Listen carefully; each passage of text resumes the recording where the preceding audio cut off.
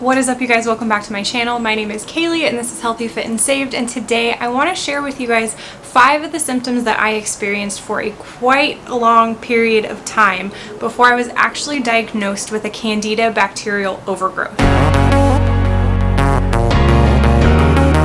So Candida is a bacteria that we all have in our bodies. It's not a bad thing, but when we have certain things happen in our lives, like we've used too many antibiotics, or we have a lot of stress, or maybe we eat a lot of sugar, or certain things like that, we can have a situation where the Candida becomes pathogenic because it overgrows in our stomach and it causes a whole host of symptoms, a whole host of issues that I want to talk with you guys about today. The reason that I want to talk about this is because when I was first diagnosed with a Candida overgrowth, I decided to share it with you guys on YouTube and Instagram. And a lot of you guys came to me saying that you had similar symptoms that I had. Now, it's not necessarily always the case that if you have these symptoms that you're going to have a Candida bacterial overgrowth, but I feel like it's important for me to share these symptoms with you guys because I spent years suffering with these symptoms, not knowing what they were, not understanding how to fix them. So I feel like if I can just shed some light onto the fact that these symptoms might be caused by a Candida overgrowth, maybe it'll help you on your journey to healing your gut. So before we get into these tips, if you're new to my channel, be sure to hit that subscribe button, like this video if you want more content like this, and I post videos every Tuesday and Thursday, so look out for that. Alright,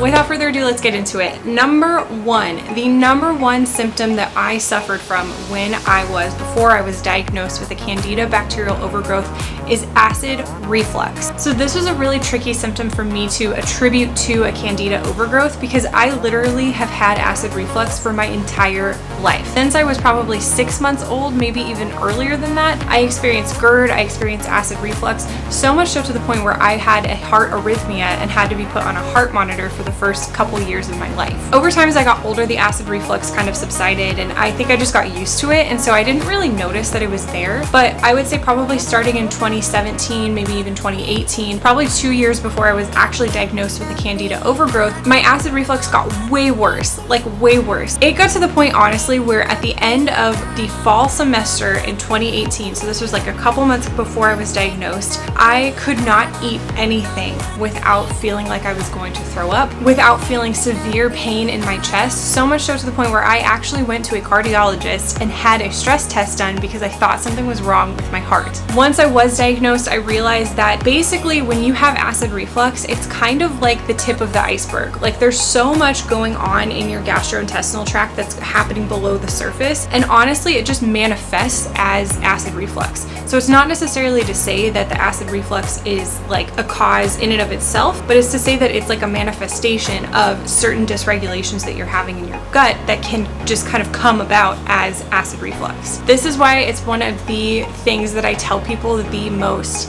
Do not take proton pump inhibitors like omeprazole or Tums or anything like that too much. The key is not to reduce your acid in your stomach. The key is to heal your gut from the ground up so then you don't have acid reflux that happens as a manifestation. The second symptom that I experienced, which is probably pretty obvious, is just gastrointestinal distress. I had a lot of diarrhea, constipation, and it was like this roller coaster. Like I remember for the first couple months going to see my naturopath and her asking me how my digestion was and me just saying, well, you know, I'm still going on this roller coaster where there are days where I have a ton of diarrhea and then there are days where it's really hard for me to poop. I'm sorry if that is TMI, but that's fine. I don't care. Like if it's gonna help you guys, then I will talk about my poop and I have no problem doing that. But it literally was like anything that I would eat, I feel like I would either get nausea and acid reflux, but that's really what it was. It was like everything that I would eat, I would either get acid reflux or nausea, or I would get diarrhea and I would just be bloated and I couldn't keep anything down. And it was so frustrating because I was like, I just want to be normal and eat normal food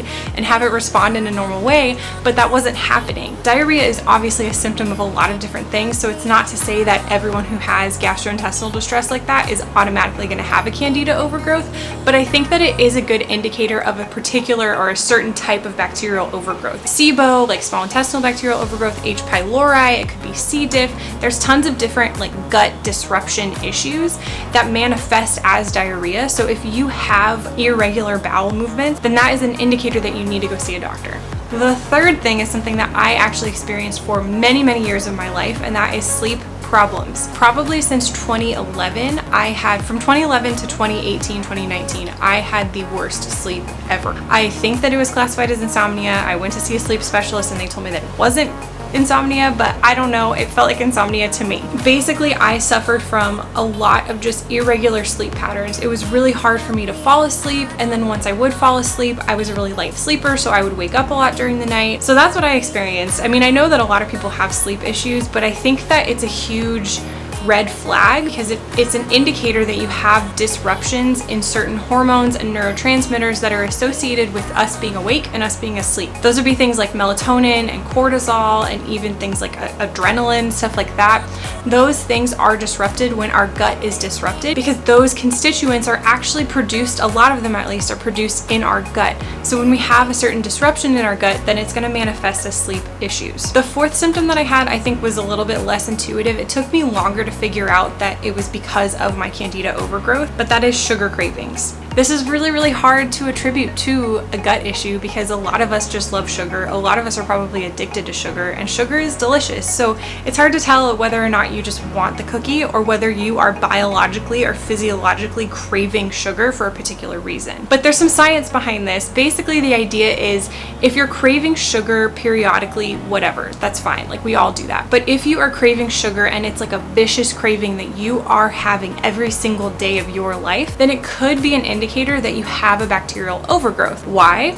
Bacteria feed off of sugar, they feed off of carbohydrates, and pathogenic bacteria are opportunistic, meaning that they will do anything they can to survive and replicate. That's their goal, is to survive and to replicate. So it's kind of cool because if you have a bacterial overgrowth, it can govern certain cravings, basically sending signals to your brain saying, hey, we need more carbohydrates so that we can replicate and survive. And so then you, as a result, experience sugar cravings. Now again, if you have a sugar craving, it's not necessarily to say that you automatically have a Candida overgrowth, but I experienced like very, very, very heavy sugar withdrawals when I went through my Candida cleanses. I went through 3, and every single time I was just like angry, and it was almost like I was like detoxing from like a drug or something, because I literally was like, I need to eat sugar right now. And then the last symptom that I experienced was chapped lips and skin issues. So I think skin issues, I feel like people kind of know this already, but if you have pimples, if you get acne after you eat certain foods, it's a really good indicator that there's like a disruption going on in your gut. So like, for example, if I have dairy, I automatically, like 12 hours later, every single time will get pimples right here. And I know that. So I can see I have a pimple right here because for the 4th of July, I had cheesecake. Chapped lips is a little bit less intuitive, but basically when you have a bacterial overgrowth, you have an excess of bacteria, right? And if you have an excess of bacteria, it can cause things like mold or fungus. And that's essentially what happens in your body, which is really disgusting. But essentially the manifestation of that is you get things like chapped lips. You could get things like around your nails or around your toenails. They're like white little like excess skin kind of ball-like things at the end of your nails. So if you have any of those things, or if you have like severely chapped lips, then that could be an indicator that you have a bacterial overgrowth of some kind. Overall though, I think it's really important that you go and see a doctor, because you could have any one of these symptoms, you could have a combination of these symptoms, and it doesn't necessarily mean that you have a Candida bacterial overgrowth, but I do think that these symptoms are really good indicators that you could have some sort of disruption in your gut.